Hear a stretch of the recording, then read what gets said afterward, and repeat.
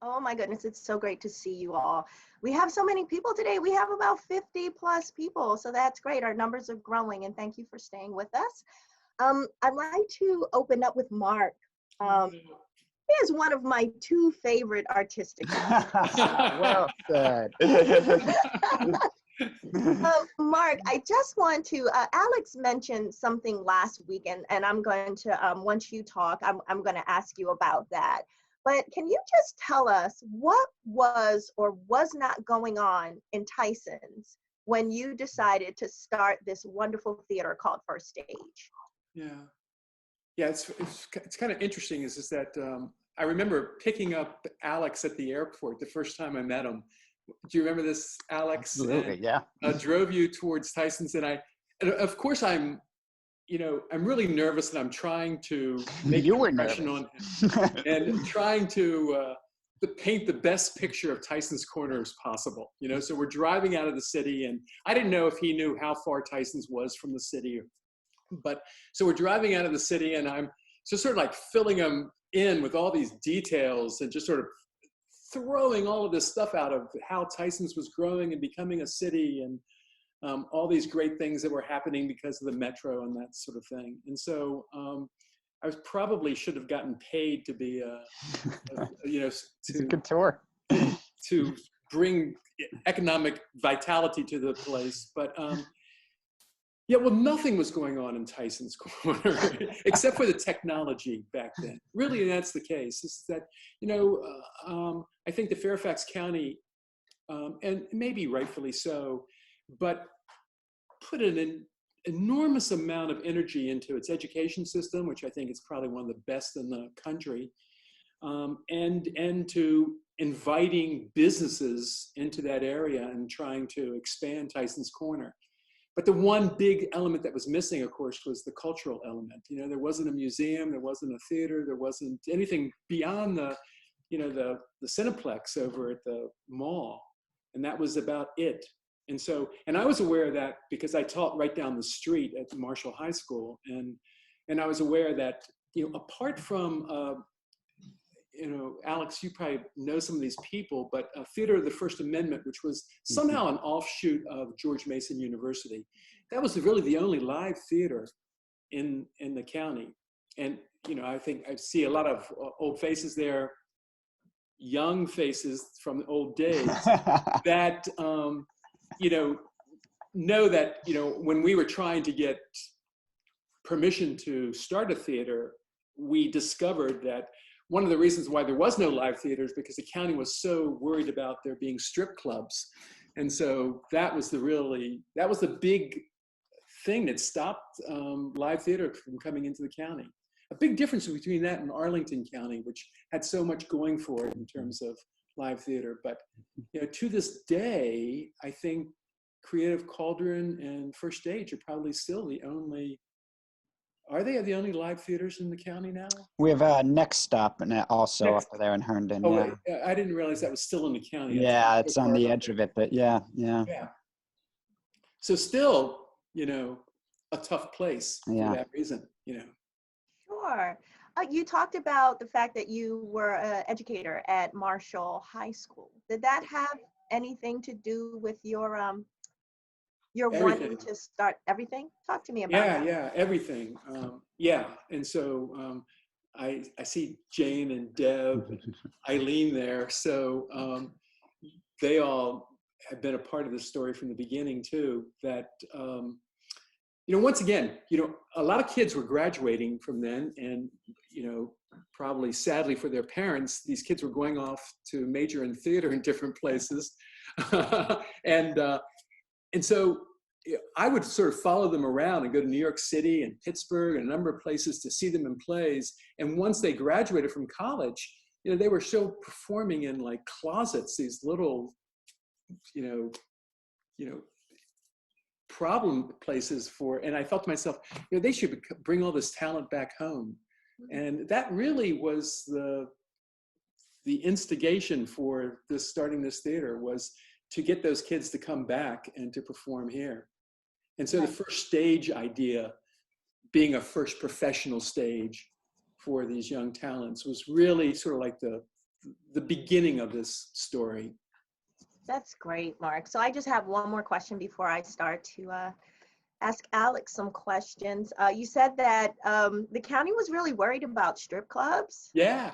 And you are in the strip mall, but how did you get past that? What steps did you take to help the county understand that what you were doing was trying to establish a real cultural iconic theater space? Yeah. Well, is Jack here? Jack Wilburn? He's He's here, there. Yeah, there he is. sorry. Okay. Yeah, Jack, of course, was a big part of this story too, of just sort of guiding me through all of that process and connecting me with people, everything from Linda Smith to the head of economic development to a number of other people too, to get us over the hump. And to this day, I'm not exactly sure whether the theater is actually zoned for theater at this point still, or is it still a school? But it's a school of special education. That's how we started. Was that we had to promise that we were going to teach a class or do something in the building, because it was never we never got the zoning for an actual live performance, because there really wasn't anything. We could have started a butcher shop, an abattoir in that space. We could do that, but we couldn't have live theater. Wow. And so Alex is still, probably, Wish I was running a butcher shop. Yes, I know.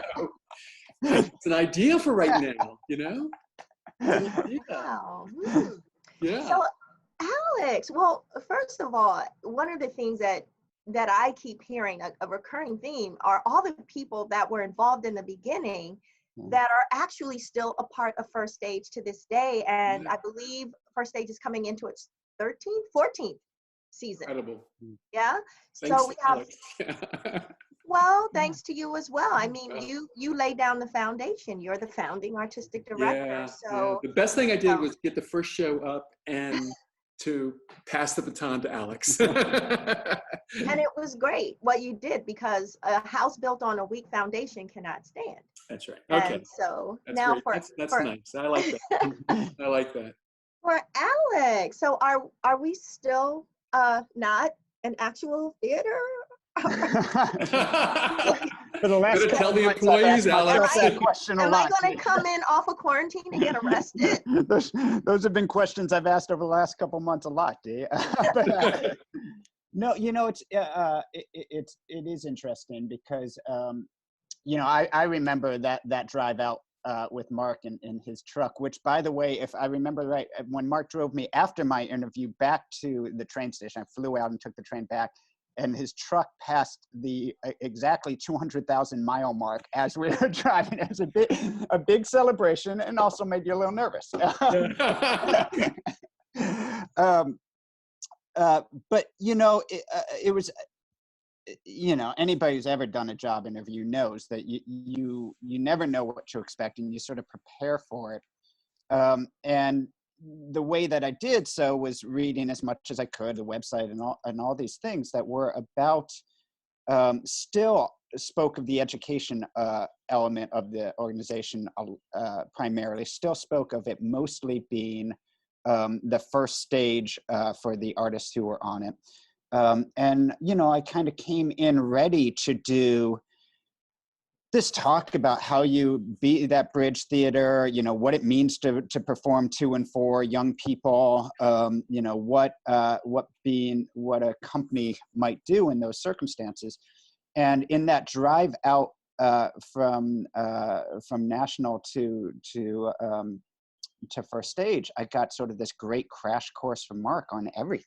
On the theater, on the history of the theater, on Tyson's, and just listening to him talk, I could tell that the theater had already started to transition and redefine itself in an organic way in which theater companies almost always do. They almost always start at one thing, and they sort of, I say plays do this too, that it's not the playwright that's driving it, it's the play will reveal itself to the playwright. And I think with good artistic directors and good young companies, oftentimes the company will reveal itself to the artistic director. And I think it did. There was, as Mark talks about, there was this great need that existed in the community. There wasn't a place for this community to come within its own community and share in great art. And Mark had already started transition to place where the great local artists in the community were coming to do their work there.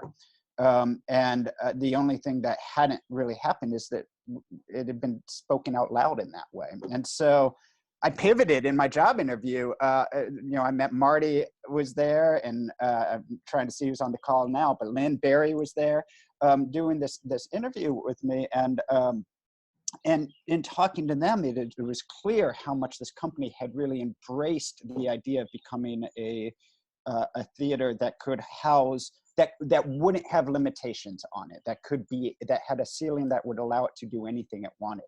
And to bring in any level of artist that was in the area. And so I started to understand, oh, that's what this company is becoming, or it has already become. And so everything I prepared went out the window. And we just started talking about theater and what could be at First Stage. And it was an incredibly exciting time. So the idea that it transitions and will continue to transition, I mean, Dee, from being in meetings with me, oftentimes the conversations are, well, what's next? What haven't we done? What could we be doing that we haven't made room for because the daily drive to get the next show up is all consuming? And what's the step back that would allow us to do something really big and bold? Because we're always trying to understand what we need to be, what we could be, to keep our eyes open enough to let it reveal itself to us. That, I think that's naturally what happened to First Stage, even before I got there. Thank you, Alex. Thank you so much. I have a question for both of you. So, Mark, what was it that helped you understand it was time to pass the baton? And Alex, what was it about First Stage that made you want to take the baton? Mark? Do I have to go first? Yeah. You have to go first. Yeah. That's what happens when they put founding in front of your artistic director. You always have to go first. A lot of founders don't move on, and probably the smartest thing that I did was realizing when I needed to move on. There's so much stuff that I didn't know when I started, and still didn't know, the day I left. We were learning as we went along. Everyone was, and I think that the theater is in a kind of the thing that I'm probably proudest of in those first years is that we were all nice people. We really were, and Alex can tell you that in professional theater, there are places where it's not populated with nice people, and where actors aren't respected, or designers aren't respected, or the staff isn't respected, or things just become, you lose all sense of proportion, and people become maniacal in different ways. Mm-hmm. And so we were able to hold on to that, I think, and it made it a good place to be for an audience to be. I think they felt safe, even when there were some bad shows, not since I left, but before I left, there were some bad shows. And, but I think that still people knew that they were part of the conversation, that they were all part, even when they were seeing a show that didn't turn out the way it should have turned out, wasn't the artistic achievement that we were thinking it was going to be when we first read it, that they still felt, okay, we've learned something here. We've seen something. We've seen how something works. But Alex mentioned earlier, he said that he knew that the theater, he could take a step back sort of and look at the bigger picture, and see where we're going to go in the future and all that sort of thing. And I probably, the shortcoming was I was never able to take the step back. I was just involved in it, when it became as important to me to make sure that the toilet was working as to what the quality of the direction was, I knew that, something was wrong. I had too many things going on at one time, and I couldn't see the big picture anymore. So I knew it was time to go. I knew it. Plus I was kind of exhausted all of a sudden, age sort of caught up to me all of a sudden. But I will tell you that even at those, and the members of the board who are on today's conversation and who were there at that meeting where we met Alex as well, know that going into this, we were still unsure whether or not we were actually going to hire somebody. I think that some board members were, convinced that, okay, we'll listen to a number of people and we'll step back and we'll say, this isn't going to work. We got to continue doing what we're doing. But when Alex came in, and everyone loves Alex, but I will tell you that we fell in love with him that day. And I remember, I think it was Marty McGrain, who, as we're leaving, we met in the theater itself. We had a meeting right there, and I think we fed him lunch or something, I'm not sure. And I remember, and we had done this to a number of other people as well. And I remember when I was walking out, Alex walked out the side door first, and Marty ran up and tapped me on the shoulder, and she said, don't say anything that's going to dissuade him from taking the job. And so, don't worry, I got it. And then I sort of really laid it on in that drive back down to the Union Station, I even, oh no, I won't tell you about this. Okay.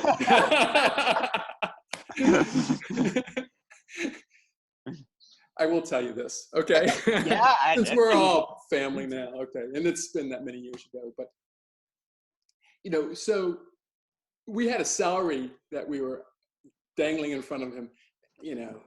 Sadly, I pray that it's more than it was back then, but that, it's just, there's not a whole lot of money in this business. So,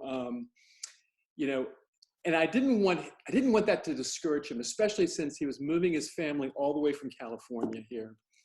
And so I was sort of telling him and saying, they're going to offer you this much money, but I will tell you that in a few months or 6 months or so like that, there's some other money out there, and we'll find the money for you, if we have to. So we really got down to the nitty gritty there. But it was really, as I said, I wasn't certain I was going to leave. And it only happened because we met Alex and realized that this is the guy who can take this place to where it is today, and certainly where it will become in the future as well. Wow. That's almost like when Elijah threw the mantle on Elijah. That's exactly right. I love those references. That's right. That's exactly right. A little different. All right, Alex. So, what made you wear the mantle? What was it about this small theater? In some ways, the answer, my answer is very similar to Mark's, in that, I was realizing just before we got on this call, and I was thinking of, when I first met Mark and when I took over, that actually this moment right now is just about the moment, I think, where Mark and I have been artistic directors of First Stage for the same amount of time. Yep. The difference being, excluding these last couple months, Mark's time was much harder than my time, right? And what he built in a short period of time, everything he said is exactly right? So he built a place where the conversation could happen, right? And where the conversation was wanted, and that is the hardest thing to do.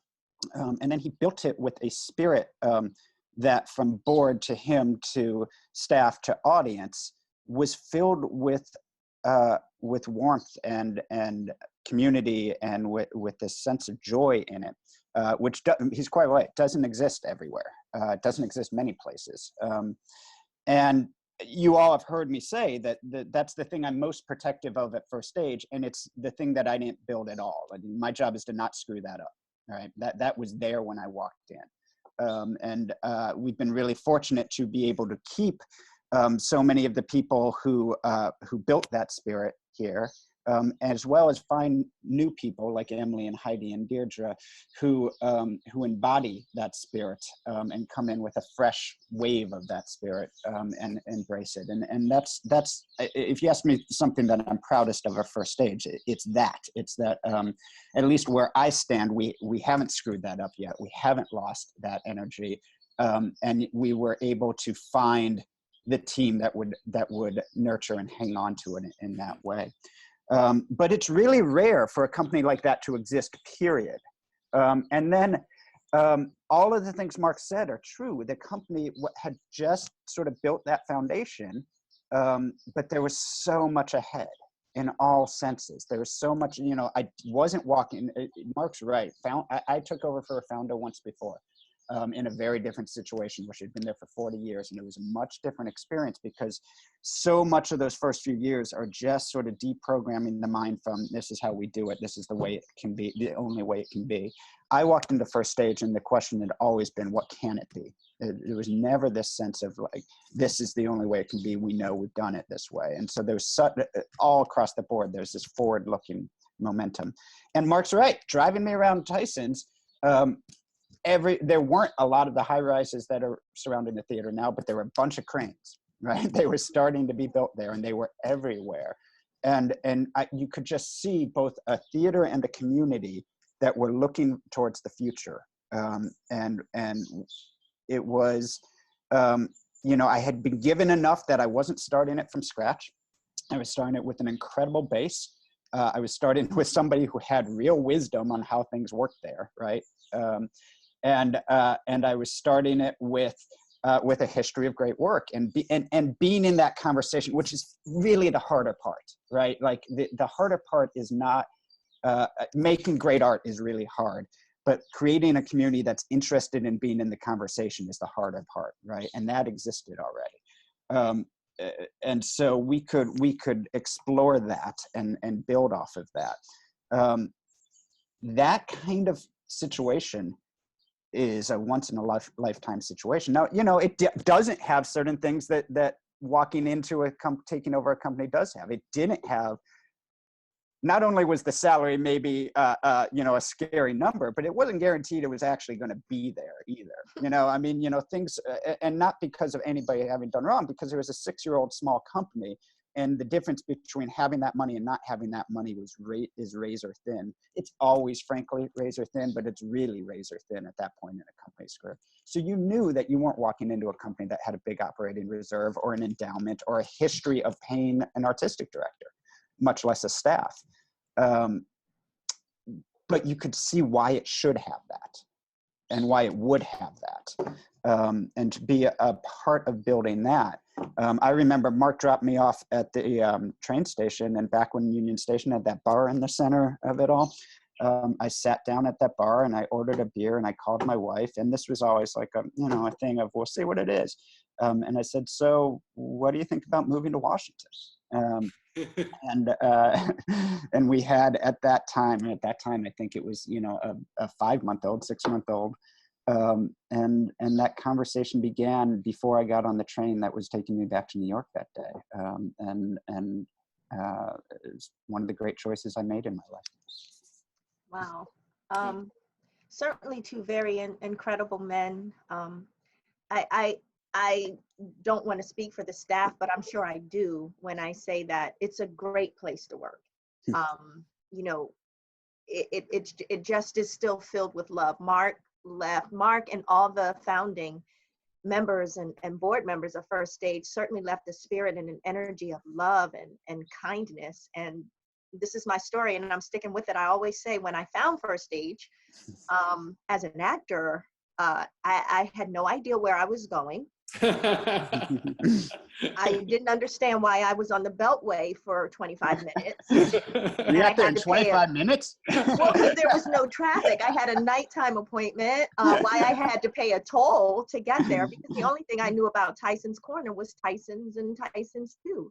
I didn't know there was anything else out there. But I have to say, when I walked in and Jane was there and Alex was there, Emily was in the back with Augie, That wasn't no. That was Emily, It yeah. wasn't Emily. It was his godmother who had flown in from Washington Okay, well, it was State Emily. so that I'm she could sorry. babysit him during my first auditions at First Stage. Okay, so I was wrong because I love Emily so much. I want to put her in my narrative. And Heidi was there too. No, she wasn't really. But one of the things that I recognized was how kind they were when I stepped into that room to audition. And as Mark said, and as Alex has said, that's not always a part of the theater culture. So it was really refreshing, and they haven't been able to get rid of me since. Enough of me. Now I want to hear from you all. I'm going to turn it over to Emily, who is going to, for lack of better words, moderate this part of our conversation. And thank you all. Absolutely. Thank you so much, Dee. So again, everybody, you can type your questions in the chat if you have them, and I'll get to them. But so I have a question really for both of you, I think. First Stage has an aesthetic of intimacy, both in its physical presence, but also in its in the productions that we do. That we, you know, Alex and I had a conversation once about how he likes to see really big stories in a really small space. Things like Floyd Collins that like feel vast and enormous, but that we can see together in this really small place. And so Mark, I guess my question for you is, obviously you guys had defined this space, and so to what extent was that sort of intimacy and aesthetic intentional, and to what extent was it just sort of you know, what could be? And then Alex, sort of how has that encouraged and driven the work that we do? Yeah, it was hard to find the space. We went all over the county looking for a space. I had a realtor helping me out, and looked at all different kinds of things, and, you know, stumbled upon that space, you know, because no one else was rented, you know, because it's such a strange place having to walk down that long sidewalk to get to the front door. So once I sort of committed to, once I had gone and signed the papers for it, you know, I went to Jack Wilburn and Jack and his, and I was really hoping that, I was really thinking that Jack was simply going to sit down with a piece of paper and sketch out something for me and say, this is how you can use this space and all that sort of thing. But Jack being Jack, he went ahead and suddenly I had 30 pages of architectural drawings and everything like that. And you know, that theater. So a huge part of it comes from he and his team in terms of how they devised that space into a theater. You know, and I think that the only changes that we ever made was, I think that there were 2 doors coming into the place from the back or something like that. And we wanted to I wanted to make certain that nobody was having to look at the back of their heads, that they could sort of look over top of it. And so we had to raise that, but that was the only difference. So that's really, you know, that's a Jack thing right there. You should probably, you know, we need to talk to him about that. But I love the idea of, you know, big stories in small spaces. I love that. And, you know, one of the things that that sort of founding team of the people that got together and talked about this place all the time, that we talked about all forever, was this concept of monsterism, which was a sort of a British theater theory about, you know, massive plays on stages instead of the 2-person play, because every smaller theaters were all heading down that road, you know, to solo shows or 2-person plays, or, you know, because you're always worried about how you're going to pay the actors and what you can afford. And we had in the back of our mind wanting to put on these big giant things, you know. So our first show, The Suicide, I think it had a cast of like 16 people in it, you know.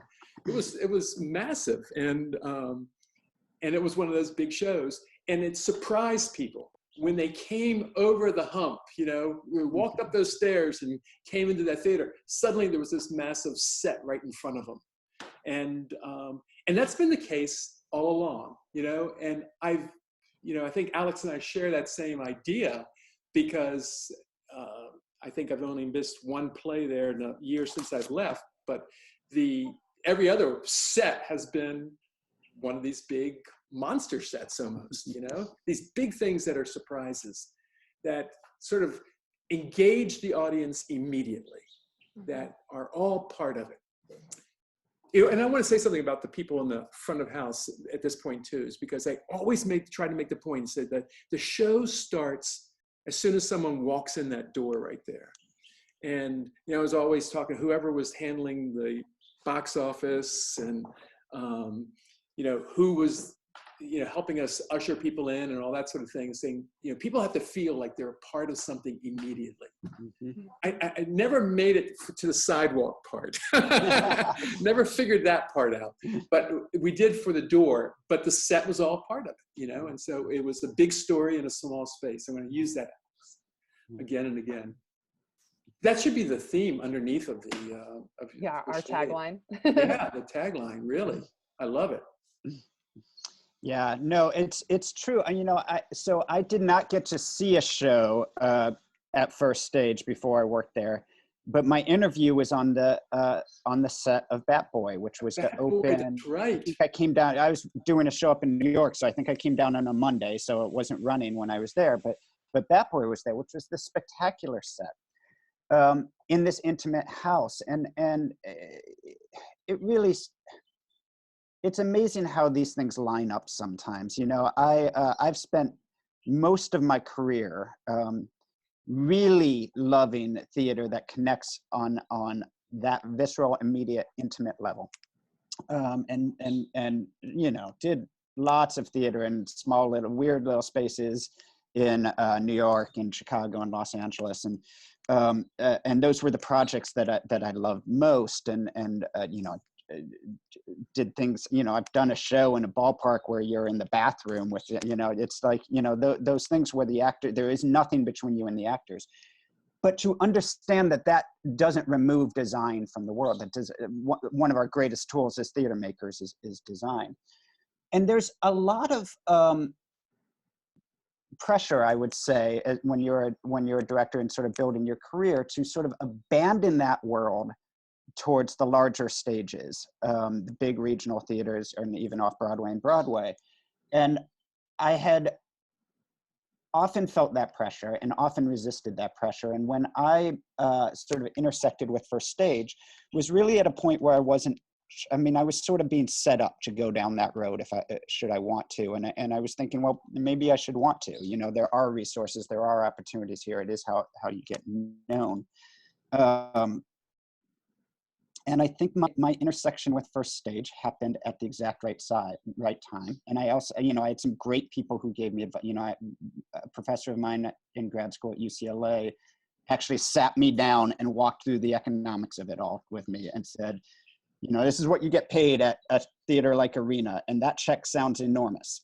And you're thinking that's what I want, but you need 7 of those a year to earn a middle-class income. So you're never going to see a middle-class income. You can't direct 7 shows a year. And so start prioritizing something else. And it was important. And, you know, Mark joked earlier about, you know, his students who went away and the parents who lament them becoming theater artists. But I have to say, I have found in my life throughout that when you take that turn into reprioritizing, it is the most freeing thing that can happen. You know, the day I grew up in Chicago, which is such a blue collar town, and nobody walks around Chicago saying I'm a professional artist. It's, you know, it's just not even in the vocabulary, much less, you know, low on the totem pole.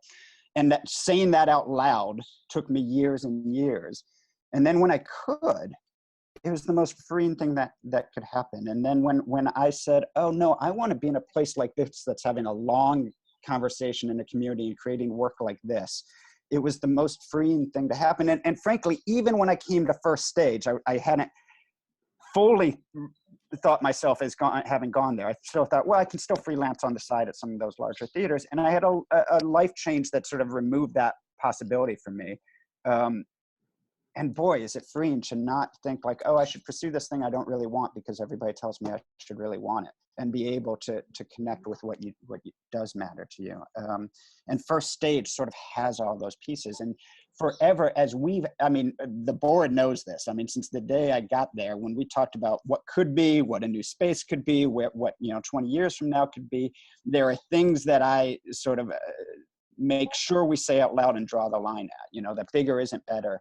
That the connection between performer and audience member doesn't change, that is who we are, that the spirit of feeling like you're known when you come into that, you're a part of something when you come into that building doesn't change. Now you can do it in places that have more bathrooms, and you can do it in places that can be seen from the street, and all kinds of things like that. And you can do it with other things, but those sort of core values of who we are, as I say, I walked into a company that met me, that met my heart there. And so it again, I didn't have to build it. It was already there. We just had to say it out loud. I love it. Thank you both. So I have a question here from Kathy. I'm gonna open. All right, Kathy, you should be on here. Well, this goes back to the beginning. Mark, I was wondering if after you picked up Alex at the airport, did you warn him about the theater before you turned into the strip club? Oh. I know the answer to that one. For Alex, or he can answer both. I don't know what Mark thinks he said, but no. So, I didn't.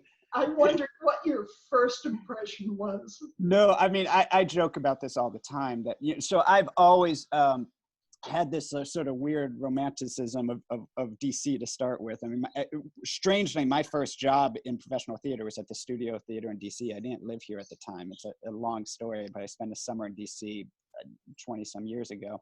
And really hadn't been back, but I've always loved this city. And so Mark picked me up at National, and you've all done that drive down National when you see all the monuments and you go, Yeah. and it's gorgeous. And I'm, getting sort of the shivers that one gets when they see DC. And we go and we go and we go, and he's showing me, we get to Tyson, and he's showing me all of what Tyson's can be, and the new metro and all of this, and it's great. And turn into the parking lot, and I think, well, that's a weird turn, but okay. And he stops the truck, right? and I had the thought that you all had, if you're being honest, the first time, the first stage, right? Where am I? How long do I have to be here? And when can I go away from here? Right? And we walked down the pathway there, which, was even worse sort of in daytime when there's no show, right? And we turn in, and you cross through those doors, and the world changes, right? I mean, we all had that experience, the surprise of walking into first stage. And I went, oh, okay. And then I had that exact experience that our audience, you all had the first time, and it's our hope you have it every time, of walking up those steps. And as Mark says, crossing the hump, turning that corner, and seeing that space in front of you. And you go, oh, good things can happen here, right? Yeah, I mean, it's part of the fun of first stage, and it's part of it's probably the hardest part, is that you can be there and not know you're there, and not necessarily want to go find out what's there. But at the same time, I think we have all had that magical experience of walking through those doors. Great question, Kim. Thank you. Thank you. All righty. Is that what you remember, Mark? Yeah, that's what I remember. Did I put those blinders on you so that you could see inside? I think, so. Why do I have to wear a blindfold? I don't understand. Alrighty, so I have another question here. All right, Marcella, you guys should be up. Uh-oh. So, I wanted to know, since when I was playing my guitar and learning how to play it, I thought, I was thinking about how today I was going to come to the Zoom on first stage, and I wanted to know, why what was the first play First Stage did and why? Oh, that's great. You recognize that kid, Mark? Yeah. A beautiful kid. He was a lot smaller when he came into that theater the first time. Wow. Yeah, we did The Suicide, which is a terrible title for a great play. You know, just was a wonderful title, and it was just it was like the perfect play to begin. Now, you know, we didn't know that the stock market was crashing on the very night that we opened it, and all, and so, you know, there were a lot of jokes about it because of that. But I've always been sort of drawn to sort of Russian drama and Russian comedy especially. And it was just like the perfect play. It was very funny. It had some great roles in it, some, you know, wonderful possibilities for actors. And they didn't have a guitar in there, but they did have like a mandolin was played at one point too. So we could have used your talent.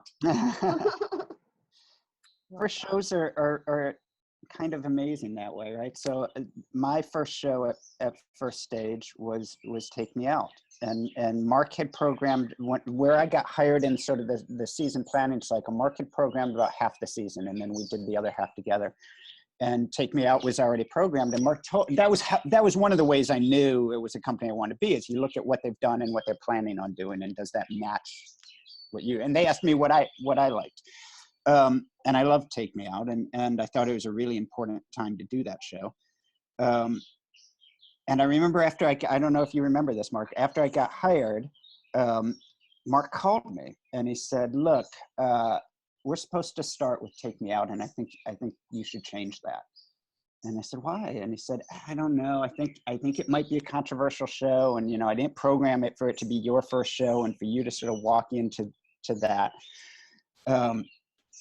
And, you know, maybe we should do something else. And I said, no, that's exactly what should be the first show. And, you know, it's a show that has a lot of nudity for those of you who didn't see it.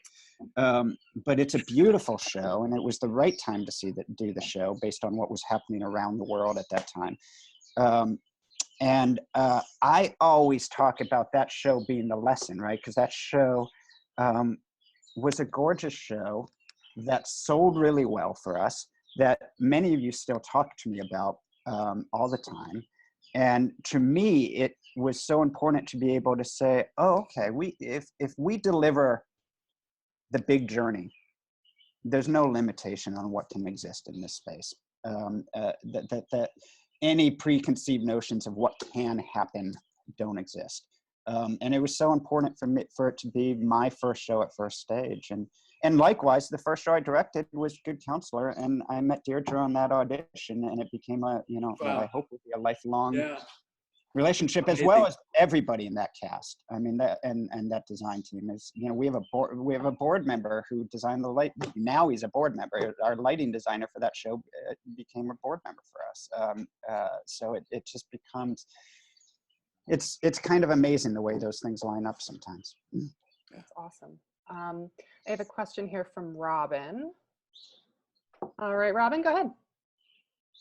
Hi, this isn't really a question, but it's good to see you, Mark. Good to see you too. I don't know if you remember me at all, but Eileen introduced me to the theater, and I came over I worked across the street, and I came over while you were still building it. Like following on Alex's, you know, how did you react when you first saw where this theater was going to be?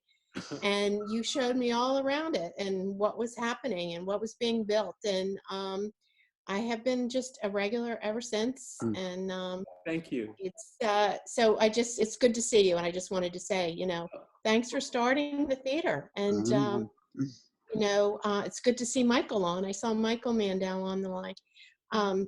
But yes, I just want to thank you all and Alex. But that, you know, that was really my comment. Oh, thank you. Thank you, Robin. Thank you very much. So I have another quick question regarding sort of what the future of the theater looks like. And I know we talked a lot about sort of creating the aesthetic for First Stage. And so Alex, I suppose this is more of a question for you, but as we consider sort of what we have all come to know and love about First Stage and the aesthetic and the big stories in the small spaces, and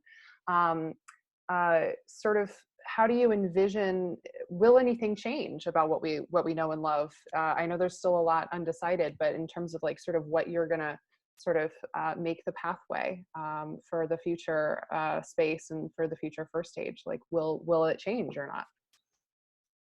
Yeah, it's a great question, and you know, frankly, it's a question you think about a lot in times like this. You know, because you think about what are we missing right now? What is being withheld from us by not being able to gather and tell stories right now in person?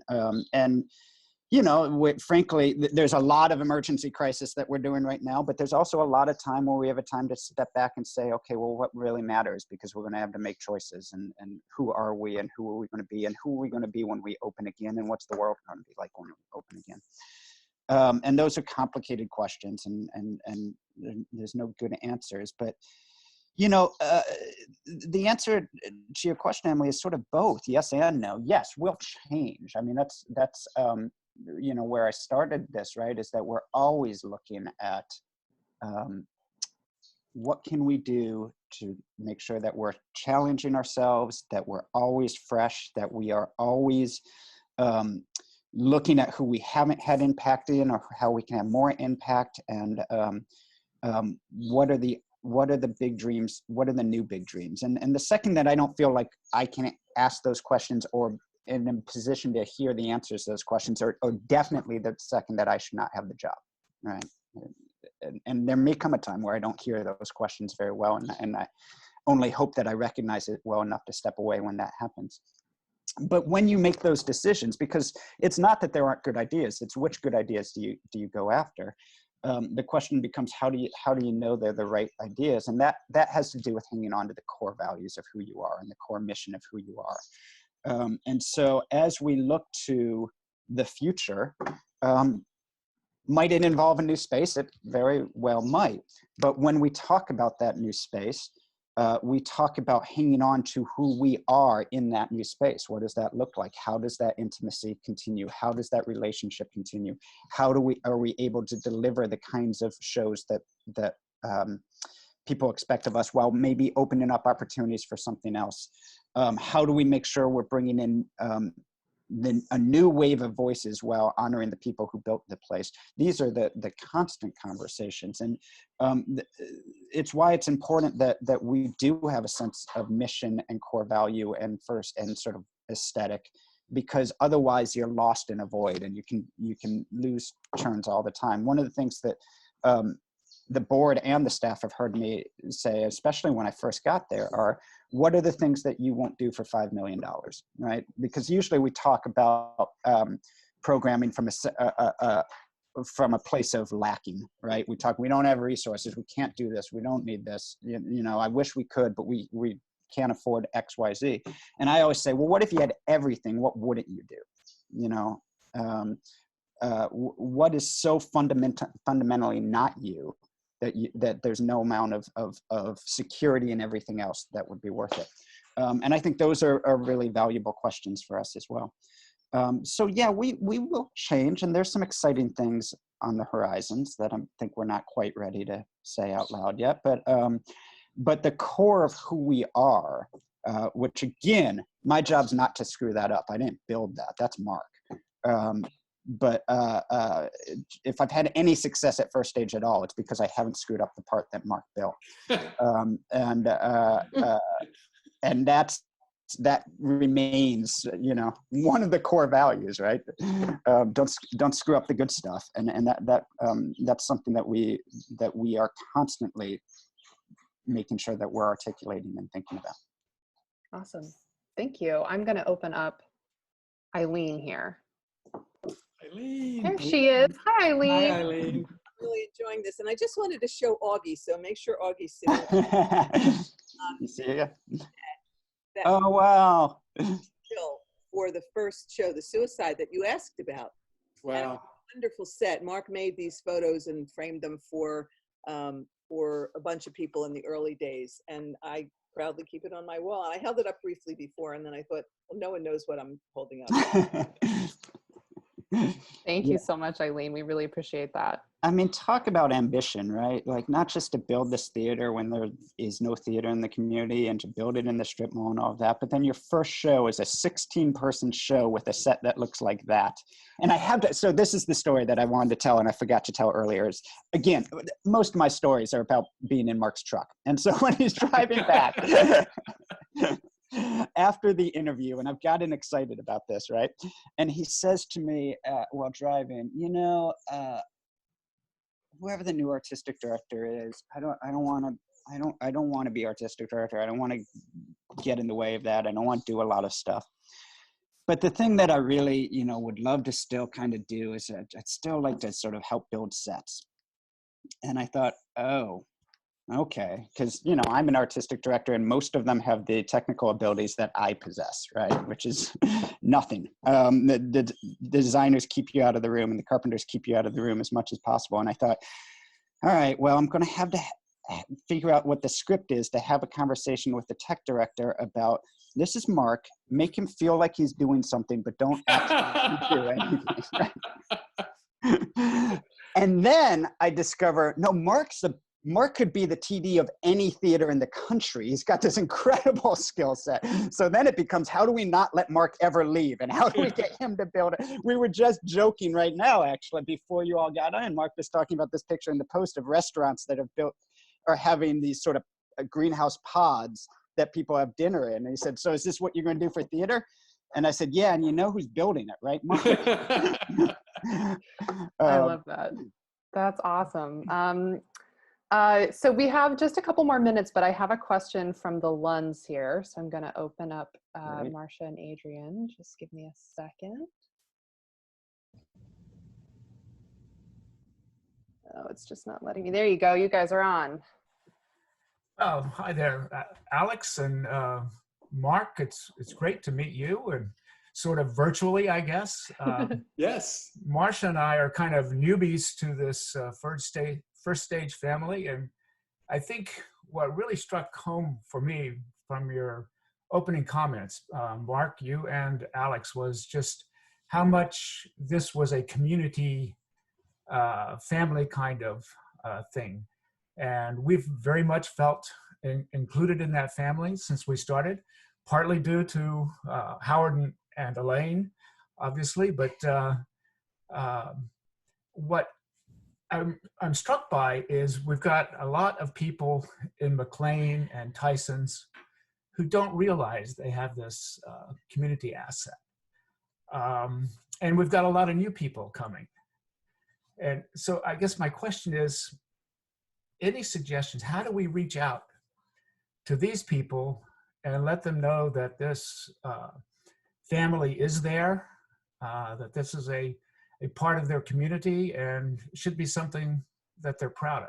That's a great question. That's a great question. Well, I mean, you know, first and foremost, it comes from all of you. And I can't say that enough, that theaters get built by word of mouth, especially in this day and age. They get built by people inviting people to come with them and people telling them, and those people, and it that's how it happens. It's really virtually impossible to build a brand that is a household name as a theater in America in this day and age. You know, I tell folks that we have I think now 80 professional theaters in the DMV, and they're stunned. And it's not that those 80 theaters aren't doing well. Most of them are thriving. It's that we don't live in a world where that's a known quantity. The staff has heard me tell this story all the time, and my brother lives in New York, and he's sort of the exact guy that you market to, right? He's got the means to go to theater. He likes theater. He doesn't go all the time, but would certainly go if motivated. And he, whenever I go, he'll ask me what I've seen. And I had just seen Hadestown, which had just won the Tony Award for Best Musical, which had, you know, the giant 20-story, you know, billboard in Times Square, has, you know, millions and millions and millions of marketing dollars go through, and is a show that he would love and that would absolutely should be marketed to him. And I said it to him, and he goes, "Oh, I don't think I've heard of that." Right? It's just, the scale of marketing between a theater and what it takes to become a brand, a sort of known brand here. You know, people ask us all the time about our advertising budgets, and we're on the back of buses and we're on the metros and all of that, but it takes so much more than that to be sort of build a brand through advertising. So the only way to do it is through community and word of mouth. And everyone, and for everyone to have Howard and Elaine who drags their neighbors or friends to a show. Come see this with us. So. Yeah, absolutely. And it's a long haul, you know. I mean, you know, we've been at this now for 12, 13 years. And most of the companies that you may have heard of around the DC area are celebrating their 60th, 70th, 80th anniversaries around town. So it takes a while to happen, but really, truly, it's all of you. I mean, we can, you know, we have 15,000 people who come through the doors every year, and it's not that hard to trace most of them.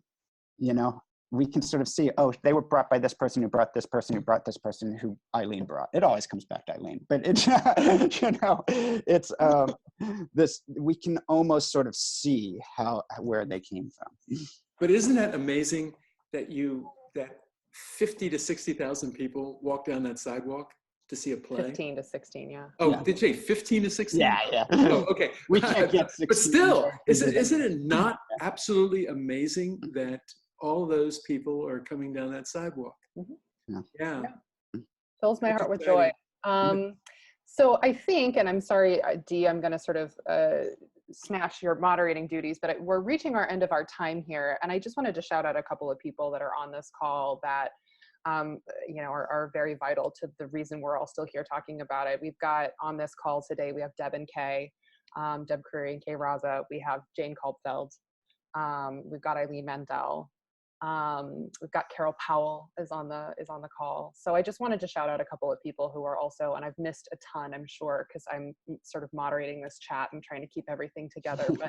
But I just wanted to sort of shout out some of those other people who I know were so not just vital in creating the theater, but vital in welcoming me and so many of the members of this, you know, now staff and community into the space. So I just wanted to say thank you. And yeah. I just want to jump on that too, Emily, because you know, I really can't overstate that part of it too. You know, the scariest thing about taking over as artistic director of a company is, especially a company this young that has such he'll be mad at me for saying this, but such a dynamic artistic director, is that so many people associate the company with the artistic director. And the assumption that you don't want this, but the assumption you have to walk in with is that you'll lose everybody. Right, that they associate with Mark, and they're not interested in First Stage, they're interested in Mark. And I know a lot of you have done this incredible thing and you wanted to support him in doing it. The fact that so many people are still coming to the theater and supporting the theater and have become such a valuable part of my life, both professionally and personally, as we add in so many new people, is mind-boggling to me. And so I'm so deeply grateful to that, because it would make all the sense in the world for you all to say, great, we did it, and when Mark goes, I'll go with him, and good luck. And it just didn't happen that way, and I'm so grateful to all of you for that.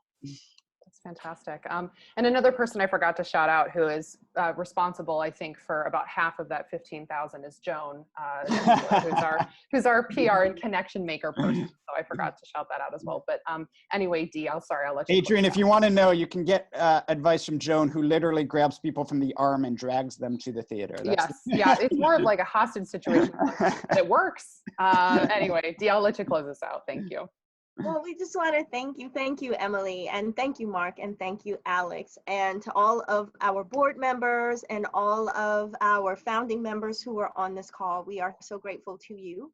We want to invite you back next week when we have 3 actors who will be talking about being actors in quarantine. They are cast in our upcoming show, The Nance, and so we'll get to talk to them about what it's been like for them auditioning and what they're doing to keep busy. Are they working? So that's next week. So make sure you join us then. And I think it's time for me to say, I'll see you next week.